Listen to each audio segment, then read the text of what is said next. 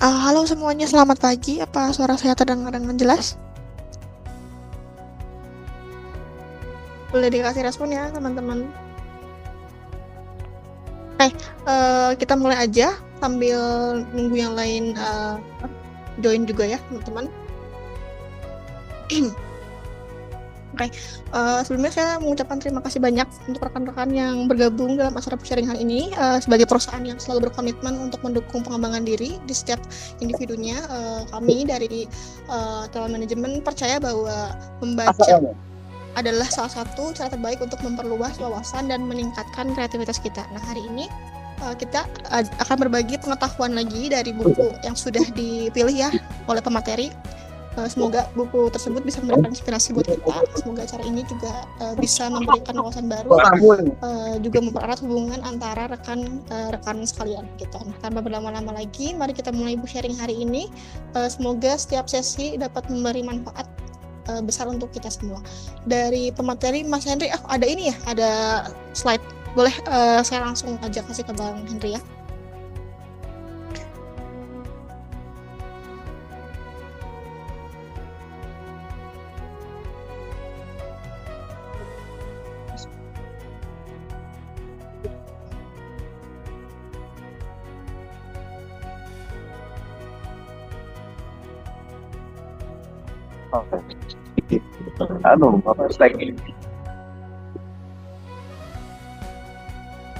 Halo Bang Henry.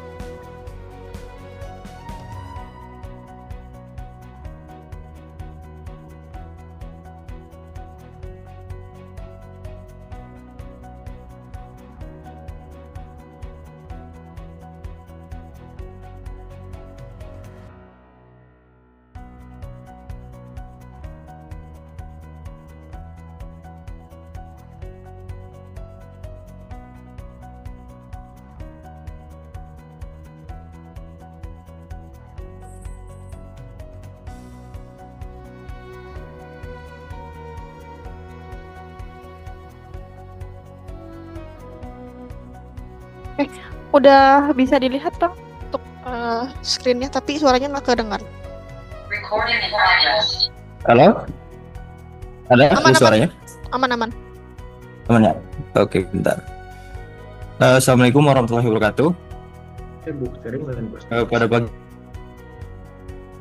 ini saya Henry ingin sharing tentang satu buku yaitu berjudul Radical Candor karya dari Kim Scott, di mana Kim Scott ini adalah seorang penulis, pembicara, dan sekaligus mantan eksekutif teknologi yang terkenal dengan konsep kepemimpinannya, yaitu Radical Candor itu sendiri. Nah, Kim Scott ini dia pernah bekerja di perusahaan-perusahaan besar seperti Google, Apple, dan dalam bukunya ini Kim Scott memberitahu bagaimana menjadi seorang pemimpin yang hebat, tegas, efektif dalam memimpin tim tanpa harus kehilangan rasa empati atau kemanusiaan terhadap orang lain gitu. Terus dalam buku Radical Candor ini Kim Scott punya dua faktor utama. Yang pertama itu yaitu care personally, atau pendekatan seorang pemimpin terhadap staf atau karyawannya itu yang menekankan pada kepedulian pribadi terhadap orang lain gitu. Terus yang poin keduanya itu yaitu challenge directly, yang berarti bahwa memberikan umpan balik secara jujur dan langsung ke orangnya gitu. Walaupun itu kadang sulit dan membuat orang lain tidak nyaman, tapi kan ibaratnya ini dilakukan untuk tujuan membantu orang lain itu untuk berkembang, bukan mengkritik atau untuk menjatuhkannya. Nah, dari buku ini ada 4 gaya komunikasi yang diberitahu oleh Kim Scott. Yang pertama itu yaitu Radical Candor itu sendiri, di mana komunikasi ini bersifat jujur dan langsung, tetapi tetap peduli terhadap orang yang dikritiknya itu. Contoh saat ada seorang teman kerja nih, ibaratnya kerja membuat presentasi yang kurang jelas dan kurang menarik. Mungkin jika kita ingin menyampaikan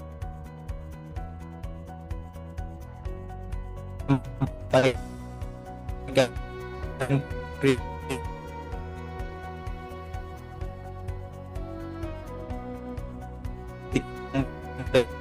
dengan cara kayak presiden menambahkan beberapa contoh yang konkret gitu dan sedikit memperbaiki desain slide-nya gitu.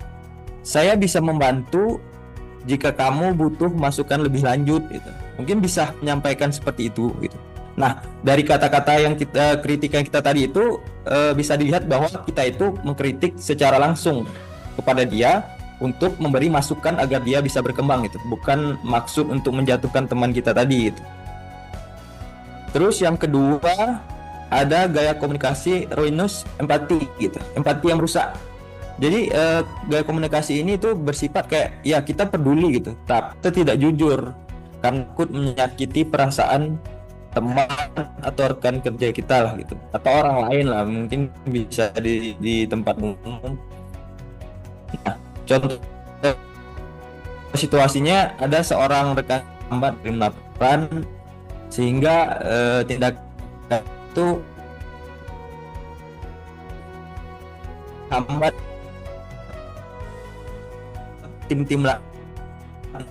tim yang lain.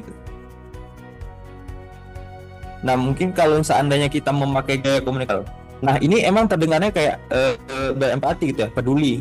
Tapi dari cara penyampaian seperti ini itu, pertama masalahnya yaitu tidak mengatasi masalah keterlambatan gitu. Seakan-akan keterlambatan itu tidak berpengaruh terhadap tim lain gitu. Yang kedua justru dengan kata ini kita memberi sinyal bahwa keterlambatan itu tidak masalah dan tidak ada efeknya gitu. Yang ketiga, rekan yang kita kritik ini jadi tidak menyadari kesalahannya, bahwa tindakannya itu sangat berdampak bagi tim-tim yang lain gitu. Jadi komunikasi ini mungkin berempati tapi tidak membangun gitu. Yang ketiga itu ada gaya komunikasi obnoxious aggression, agresivitas yang kasar gitu. Gaya komunikasi ini emang jujur dan langsung gitu, tapi tanpa rasa empati dan kepedulian terhadap orang yang bakal dikritiknya. Contoh saat ada karyawan yang membuat kesalahan dalam data laporan yang penting gitu, terus tiba-tiba kita ngomong dengan menggunakan gaya komunikasi ini seperti kayak laporan yang kamu buat ini salah semua gitu, ulangi semuanya dari awal. Nah, kalau kita menggunakan gaya komunikasi ini kan selain kata-katanya kasar, kritikannya kasar, kritikan seperti ini juga tidak memberi arahan yang jelas gitu untuk perbaikannya gitu. Kita hanya fokus terhadap kayak marah ke dia aja gitu, sehingga bisa membuat orang yang kita kritik itu pertama bingung, yang kedua itu takut untuk mencoba atau berkembang lagi gitu, coba sesuatu hal yang baru gitu. Udah dia kayak gitu, saat dia melakukan kesalahan langsung dijudge secara kasar lah gitu. Terus dan gaya komunikasi ini juga bisa menghancurkan motivasi orang lain untuk bekerja lah gitu. Karena tergolong kasar ya, emang langsung to the point lah, tanpa ada niat untuk memberi arahan atau untuk mengembangkan diri individu lain lah gitu. Terus gaya keempat ini ada gaya komunikasi manipulatif insensitif, yaitu atau bisa disebut ketidaktulusan dan manipulatif. Nah, gaya komunikasi ini itu dia tidak jujur dan tidak peduli gitu, hanya untuk menghindari konflik. Biasanya gaya komunikasi ini bersifat tidak jujur dan manipulatif, di mana komunikasi biasanya penuh interaksi. PKJ-nya. Tidak jujur. Seringkali komunikasi ini digugakan untuk komunikasi, yaitu saat di belakang dia mengkritik orang tersebut.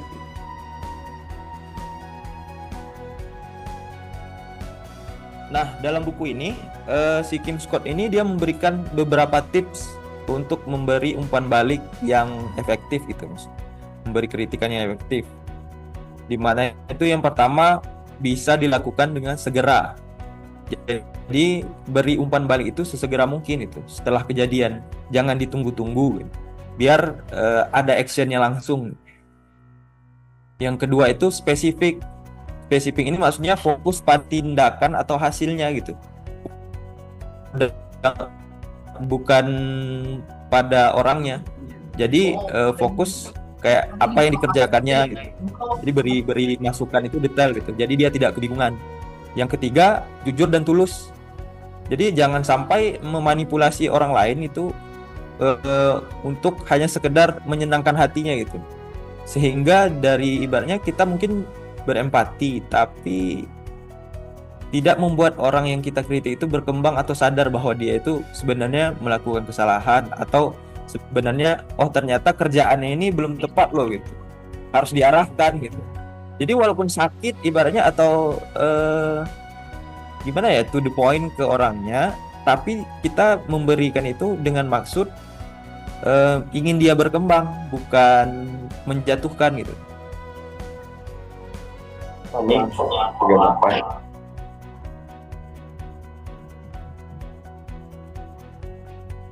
Nah, di sini Kim Scott memberikan beberapa cara untuk menerapkan radikal, karena coba bangun budaya di mana semua orang itu merasa aman untuk berbicara gitu.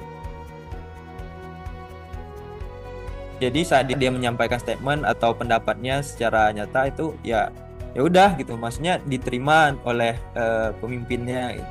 Nggak dibatasi lah gitu, atau dikasih punishment atau apa gitu.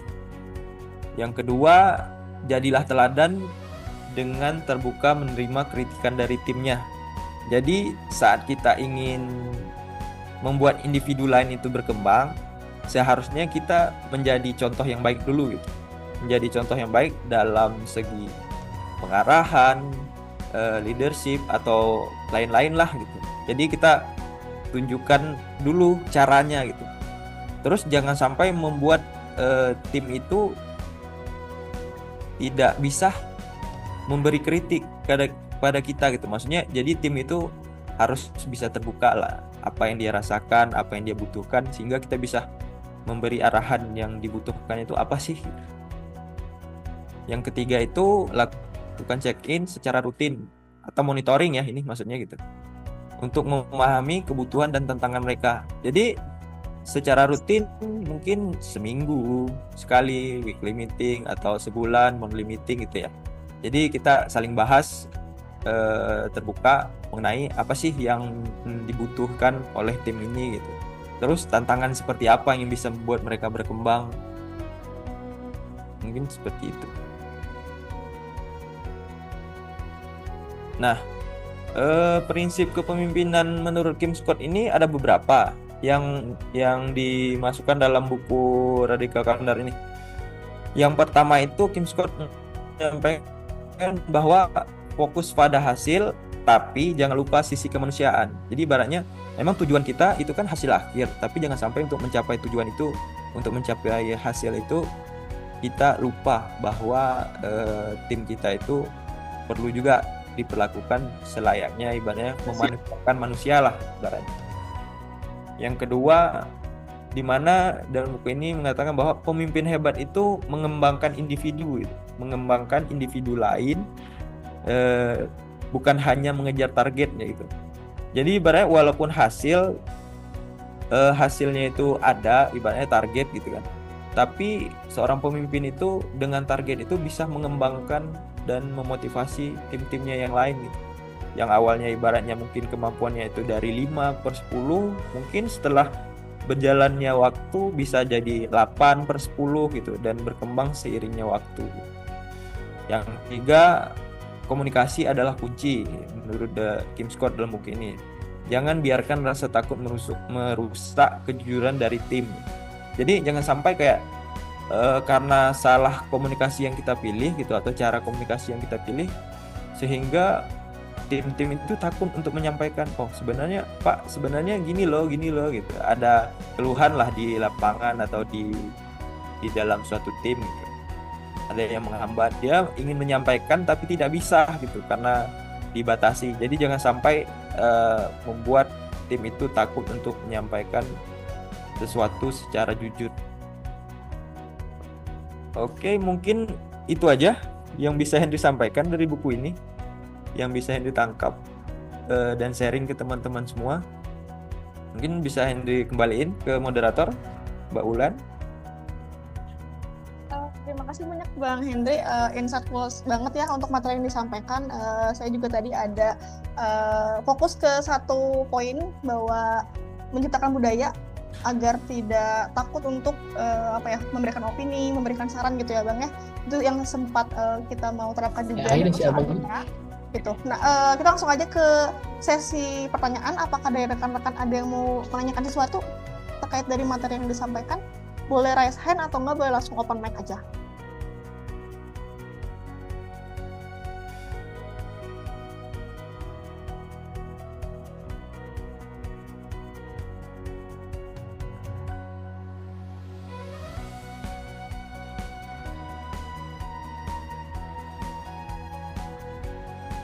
Ada yang mau ditanyakan rekan-rekan? Atau mau ditunjuk lagi gimana nih?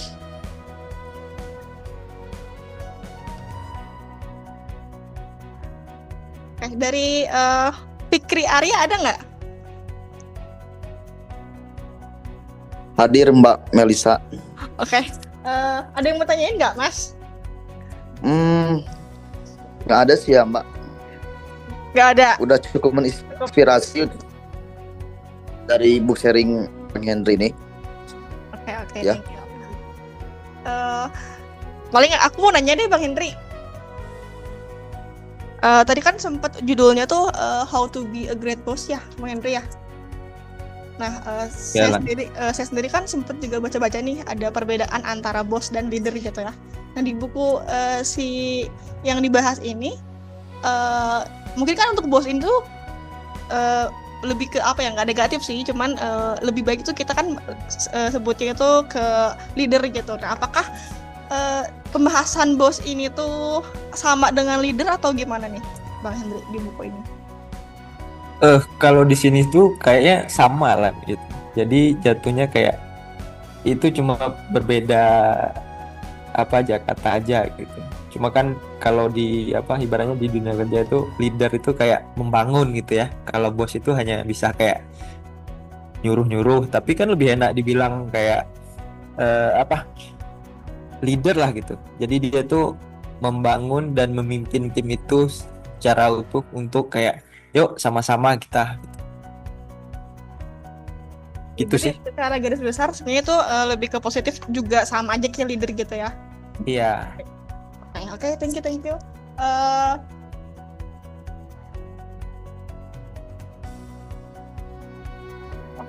Terjawab pertanyaannya. Dari yang lain apakah ada yang mau tanyakan? Ini untuk pembahasannya sangat-sangat menarik ya rekan-rekan. Jadi saya rasa kalau ada rekan-rekan yang penasaran dengan beberapa hal itu boleh banget ditanyain.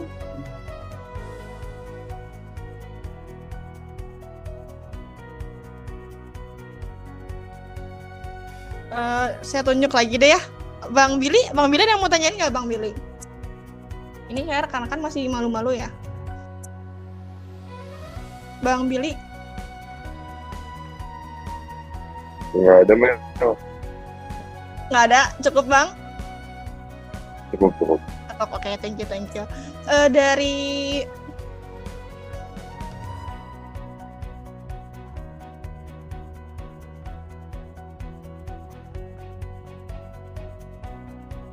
Mbak Maya ada yang mau ditanyakan nggak Mbak? Atau ada yang mau disampaikan?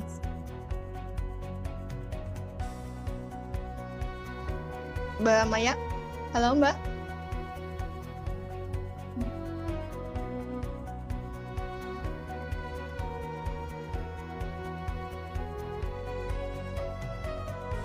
Ya karena terkadang ada perasaan gak enak atau gimana, tapi mungkin dari Mas Hendry ada boleh nggak sih masuk semisal sebagai rekan atau sebagai leader, kemudian memberikan masukan atau penilaian secara personal satu tim, kemudian tidak ada respon atau perubahan signifikan yang ditunjukkan, kalau Hendry itu harus apa?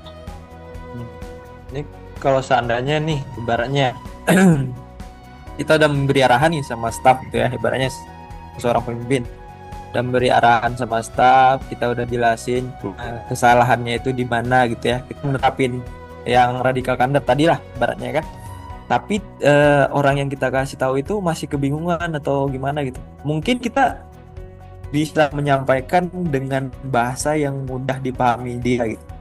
Jadi maksudnya kita bisa ngomong dulu berdua gitu. Maksudnya atau mungkin di saat kita sampaikan itu kan di depan tim-tim yang lain gitu. Mungkin gitu ya. Mungkin situasinya seperti itu. Sehingga dia kayak nggak nangkap nih, kurang. Jadi apa yang kita arahkan itu nggak dilakukannya secara flow yang benar lah gitu, nggak terstruktur. Mungkin bisa kayak ngobrol berdua dulu gitu, sampaikan sebenarnya keluhan kamu ini di mana gitu. Sampai lagi gitu, harus tahu juga ini sebenarnya kamu itu kesulitannya di bagian mana gitu, coba jelasin biar mana tahu gitu, saya bisa membantu atau memberi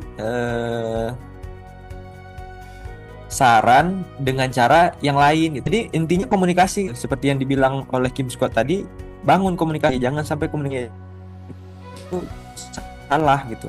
Maksud komunikasi yang salah itu bukan hanya kayak caranya, tapi bahasa yang sampaikan ke orang itu harus benar-benar dia paham gitu, karena nggak semua orang ibaratnya tahu dengan bahasa yang sama, penangkapnya juga mungkin ibaratnya kalau memang ada perubahan, coba kita latih gitu, kita kasih pelatihan atau ibarat ini nggak bisa diomongin aja nih gitu, tutorin gitu, mungkin dia kebingungan harus mulai dari mana gitu. Jadi kita sebagai atau pemimpin gitu ya, ngasih tahu, beri dia kebutuhannya apa perlu di training gitu. Itu sih kalau menurut saya Mbak gitu.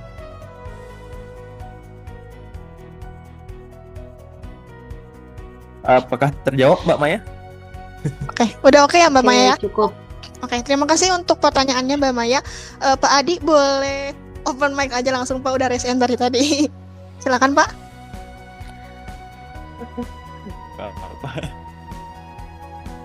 Oke, thank you ya. Udah dikasih waktu. Kalau aku mungkin tambahan aja, mungkin bukan pertanyaan. Sekaligus mengomentari ini kegiatannya sudah rutin aktif. Terus aku senang banget teman-teman udah mulai hampir satu minggu sekali ya ini ya. Betul Pak, seminggu sekali, udah rutin. Ya harus dirutinin karena kalau waktunya terlalu panjang ya ada efek. Satu, yang kedua, cara belajar yang paling efektif itu adalah dengan mempresentasikan atau mengajari orang kan begitu, sehingga kita mau nggak mau, suka tidak suka harus menyempatkan diri untuk baca. Hendry, Aliman mungkin yang ke belakang itu kan pasti nggak mau harus baca bukunya, minimal cari-cari resume, sehingga dari situ sebenarnya akan banyak proses belajar. Jadi aku pengen mengencourage teman-teman semua agar ya kalau ditunjuk tuh seharusnya jadi momen untuk gue berarti akan belajar lebih banyak, bukan sekedar menyampaikan sesuatu. Terus yang ketiga, mungkin kaitan dengan materinya ya. Buku ini kan ditulis penulis luar ya, author luar. Dimana secara budaya itu kan kalau di luar kan memang begitu budayanya.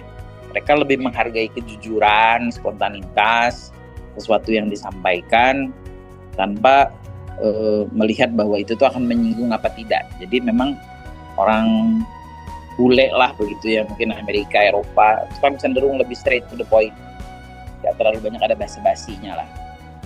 Nah mungkin untuk karakter kita di Indonesia, mungkin di beberapa kota tertentu juga yang secara budayanya beda, mungkin kadang-kadang harus ada modifikasinya.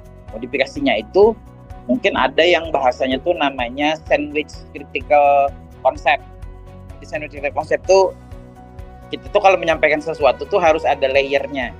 Jadi kalau kayak sandwich atau burger di tengah itu kan dia ada atasnya, materinya di tengah, baru ada bagian bawahnya.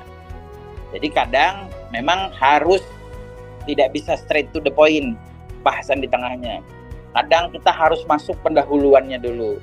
Ya, pendahuluannya itu misalnya dengan kalau ini kritikan begitu ya, maka perlu rasanya kita mungkin menyebutkan hal-hal yang positif tentang dia.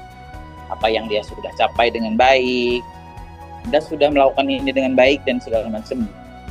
Baru setelah poin-poin positif itu disampaikan, baru masuk ke kritikannya gitu.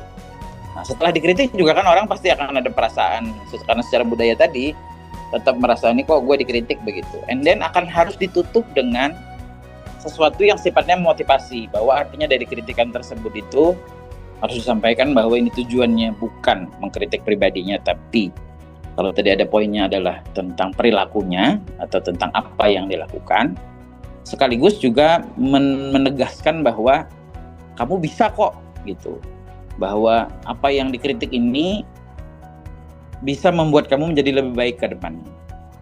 Mungkin dari aku itu masukannya. Jadi mungkin ada jenis-jenis kritik itu memang harus dibungkus konsepnya. Ada pendahuluannya, ada tengahnya, baru ada penutupnya. Pertama, melakukan itu tidak gampang pasti. Kenapa? Karena itu butuh banyak belajar. Karena kita kan harus tahu karakter orangnya seperti apa. And then agak takes time kan jadinya, karena kita harus menyampaikannya, harus ada bahasa-bahasa yang panjang tuh. Tapi dengan latihan yang banyak sebenarnya nanti akan menemukan sendiri metode yang terbaik, terutama untuk teman-teman leader atau teman-teman senior yang akan bertugas untuk mengajarkan ke teman-teman yang di bawahnya begitu. Nah, terlebih lagi ini kita kan banyak sekali orang baru, harus banyak sekali yang diajarin teknik-tekniknya. Nah, pola penyampaian yang baik itu penting, tapi juga jangan meninggalkan bahwa message itu harus disampaikan, jadi tidak boleh disimpan atau bahkan disampaikan di belakang begitu. Jadi kita mulai menganut, kita di area manajemen juga kita pengen mulai ada keterbukaan, artinya kalau memang ada hal-hal yang sifatnya memang harus disampaikan, ya disampaikan saja, baik itu ya dalam tanda kutip menyakit, tidak menyakitkan begitu secara benar. Mungkin dari aku itu cukup mungkin. Thank you ya. Terima kasih banyak Pak atas arahan masukannya. Semoga ini menjadi insight bagi kami semua dan mungkin akan mulai diaplikasikan, diimplementasikan oleh kami juga. Dan pastinya untuk kebaikan kita semua. Oke, selanjutnya tadi tuh boleh Wulan mungkin ada pertanyaan atau yang ingin ditanyakan kepada Bang Hendri. Terima kasih Mas Hanif. Izin bertanya ya Mas Henry. Tadi kan Mas Henry menyebutkan kalau antara atasan dan juga bawahan itu harus ada komunikasi. Nah, kira-kira kegiatan-kegiatan atau hal-hal yang bisa membangun hubungan antara atasan dan bawahan itu terjalin lebih baik selain komunikasi, Bang. Terima kasih, Bang. Oke, terima kasih pertanyaannya Bulan. Mungkin ya kan untuk menjalin hubungan itu biasanya yang lebih akrab kita harus sering kayak melakukan hal-hal yang bersama atau ibarat ada waktu tertentu gitu ya kita melakukan. Contohnya yang sering dilakukan oleh perusahaan kita ini gathering gitu ya, setahun sekali gitu untuk meningkatkan dan juga saling kenal lah gitu satu sama lain walaupun di berbeda area, tapi kita nanti ada di satu saat itu satu momen kita itu bareng gitu semuanya itu saling kenal gitu, sehingga dengan adanya momen ini kita bisa lebih mengenal gitu. Oh ternyata rekan saya yang di area Atra ini seperti ini orangnya gitu, karena kan ibaratnya contoh kayak misalnya kita cuma kenalnya ibaratnya dari pusat gitu kan, berbicara melalui online atau WA itu biasanya kan bisa terjadi salah paham atau apa itu tentang pekerjaan, tapi setelah ternyata pas kita bareng gathering bahas pekerjaan atau apa gitu, ternyata mereka menyampaikan itu enak gitu untuk diskusi gitu, sehingga itu kan selain kayak tadi komunikasi, kita ada juga beberapa momen gitu yang bisa membuat kita lebih dekat gitu. seperti gathering atau ada acara-acara lah gitu yang bisa buat kayak nggak formal kali gitu, tapi dari acara itu bisa membuat hubungan antara kayak leader, karyawan dan atau staff gitu lebih memahami lah karakternya seperti apa gitu. Mungkin seperti itulah. Oke, baik. Terima kasih Bang Henry untuk penjelasannya.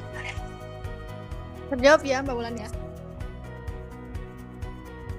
Sudah terjawab Mbak Mel, terima kasih. Oke. Thank you untuk pertanyaan terakhir. Ada pertanyaan terakhir. Ini dari tim HR juga ada yang mau nanya nih Bang. Ini kan untuk bukunya membahas how to be a great leader gitu kan. How to be a great boss. Terus ada banyak poin juga yang membahas tentang kepemimpinan gitu. Ini kan bisa jadi bekal juga buat kita. Tapi untuk beberapa level staff gitu kan, kita kan belum ada di level pemimpin gitu ya, meskipun sebenarnya kepemimpinan tuh bisa kita aplikasikan juga gitu tanpa harus ada di level itu. Nah, kira-kira gimana sih cara ngaplikasiin atau enggak? Contohnya gitu, bagaimana si level staff juga harus punya rasa kepemimpinan itu gitu, Bang Henry. Nah, pertama itu kalau ibaratnya kita pengen membangun kayak apa ya, Radhika Kandar ini tadi, pertama kalau kita di level staff kan ibaratnya ternyata kita ingin membangun kayak kepemimpinan kita lah gitu kan. Pertama kita harus tahu gitu, ibaratnya walaupun kita nggak punya bawahan sebagai staff, kita harus memimpin diri kita sendiri. Jadi memimpin itu bukan hanya kayak pada tim, tapi memimpin diri sendiri, arahnya mau kemana, tujuannya mau kemana, dan apa yang dibutuhkan. Jadi evaluasi aja dulu diri sendiri gitu, supaya kita bisa membangun, sehingga nanti saat kita sudah mengevaluasi diri kita sendiri gitu, kita jadi tahu, oh ternyata saya kurangnya di sini gitu, ternyata saya butuhnya ini untuk mengembangkan diri, saya butuh poin A untuk menjadi tantangan gitu untuk diri saya untuk mengembangkan, atau saya punya untuk mencapai target ini. Jadi sehingga kalau seandainya kita udah kayak memimpin diri kita sendiri dengan benar, saatnya nanti ibaratnya misalnya ada rezeki yang bisa karirnya naik gitu, jadi yang awalnya dari staff gitu kan, naik ke leader gitu. Nanti saat kita sudah melakukan itu terhadap diri sendiri, melakukannya kepada orang lain itu lebih gampang gitu. Jadi menerapkannya itu pada diri sendiri dulu gitu. Disiplinkan diri sendiri, terus evaluasi selalu diri sendiri mengenai baik itu target atau pekerjaan atau apa gitu. Jadi untuk menerapkannya itu mungkin bisa mulai dari diri sendiri dulu gitu. Mel. Jadi jangan sampai kayak ini dia ingin menerapkannya,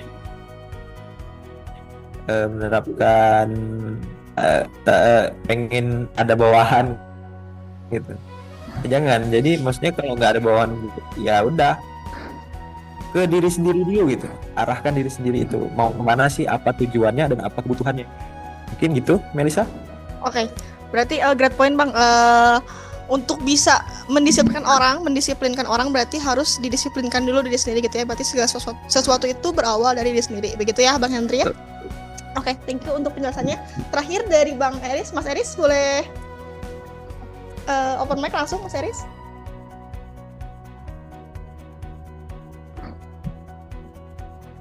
Assalamualaikum warahmatullahi wabarakatuh. Dengaran suara saya? Izin saya sekali aja. Gimana sih kalau kita mau melakukan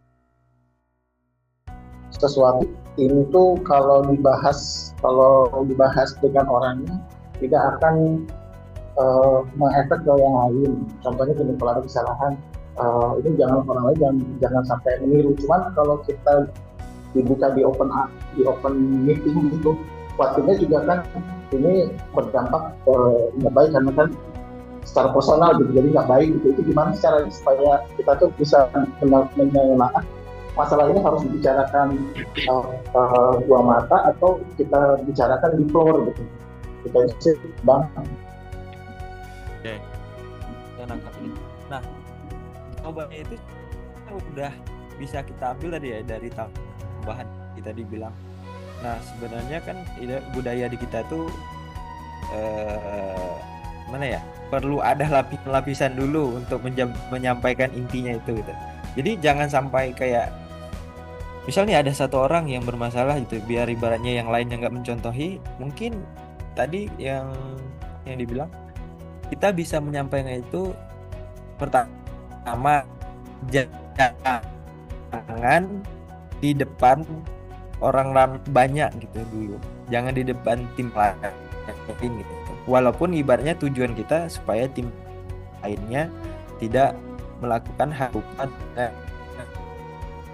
yang orang ini tadi gitu kan ya, cara berpaham lah gitu. Jadi sebenarnya tadi emang sulit sih, maksudnya gini, untuk menyampaikan kepada orang lain bahwa mereka melakukan kasus tanpa menyinggung atau menyakiti mereka lah gitu ya maksudnya. Tapi kan ada beberapa cara gitu, kita bisa berlatih tadi kata Pak Dia, kita bisa melakukannya dengan lapisan-lapisan dulu gitu, baru ke poinnya, terus nanti kita tutup dengan motivasi. Nah terus kalau untuk supaya gimana nih tim-tim kita yang lainnya itu nggak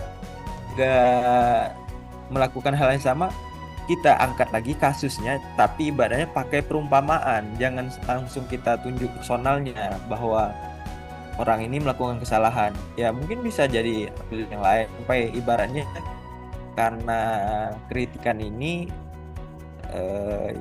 tim lain jadi takut untuk menyampaikan hal jujur atau ibaratnya yang dia rasakan, terus hal orang yang tim kita yang kita kritik tadi jadi jadi nggak berkembang gitu, malah terpuruk dengan kritikan kita. Jadi jatuhnya itu kayak kita bisa menyampaikannya itu tergantung dengan pertama pahami karakter dulu, tim kita itu seperti apa gitu, personalnya itu seperti apa, biar ibaratnya saat kita menyampaikan itu tahu, oh ternyata poin-poin yang seperti ini harus bisa kita sampaikan gitu, harus kita diskusikan sama dia, sehingga nanti kesalahan yang telah dia lakukan itu tidak terulang lagi, dia tidak mengulang dan tim kita yang lainnya tidak melakukan hal yang sama gitu.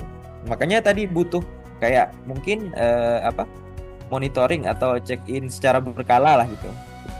Jadi kita harus tahu nih, bukan hanya sekedar secara keseluruhan, tapi bisa juga kayak satu-satu kita cek, ternyata si A ini karakternya kayak gini, B kayak gini, C kayak gini gitu.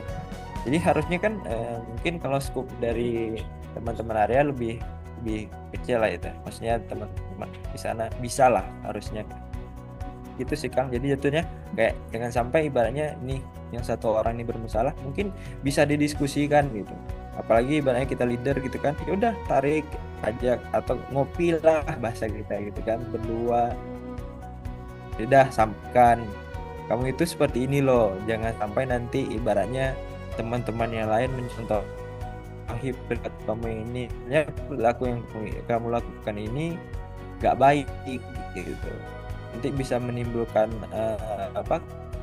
kebiasaan yang di dalam tim. Jadi minta tolong diubah. Jadi terus untuk penyampaian ke tim lain gimana? Ya ambil aja perumpamaan, tapi jangan disampaikan bahwa A ini melakukan kesalahan itu. Mungkin gitu Kang Eris. Kalau lebih dan kurangnya mohon maaf.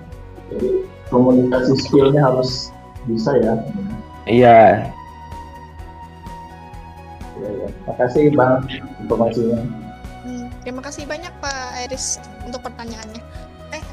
Karena kita melihat waktu sudah mau selesai, saya cukupkan untuk sesi pertanyaannya. Untuk Bang Hendri, untuk di minggu depan apakah sudah ada nama yang mau disebut untuk pemateri? Oh ada, sudah ada. Bentar kita lihat dulu. Kalau bisa ke area atau ke region ya. Oh ke region ya, ganti-gantian pusat, region gitu ya. Pusat lagi gitu. Kita berikan kesempatan buat semua orang. Oke siap.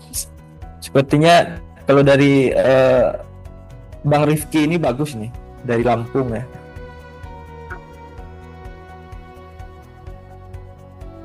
Bang Rifki ya? Bang Rifki ada nggak, hadir nggak di sini?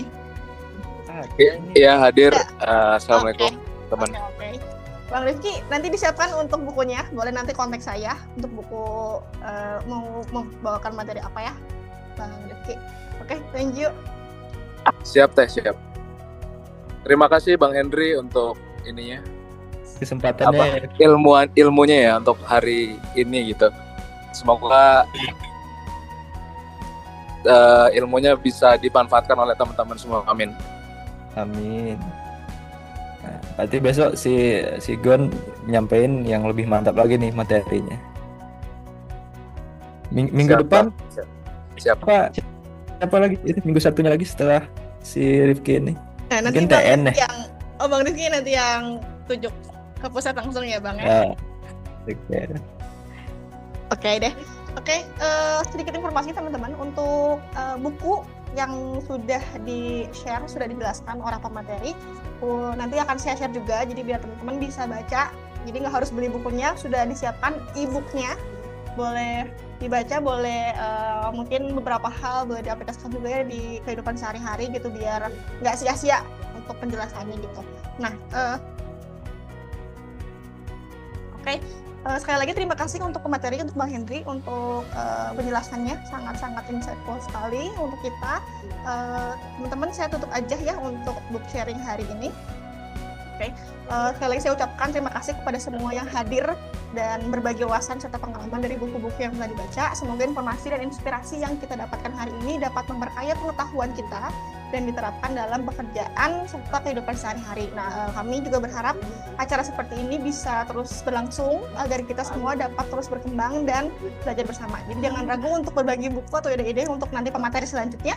Sekali lagi saya ucapkan terima kasih atas partisipasi dan semangat kalian untuk pertanyaan-pertanyaan yang ditanyakan tadi. Sampai bertemu di acara book sharing berikutnya. Semoga hari-hari kalian selalu penuh inspirasi. Terima kasih semuanya, selamat siang, selamat kembali bekerja.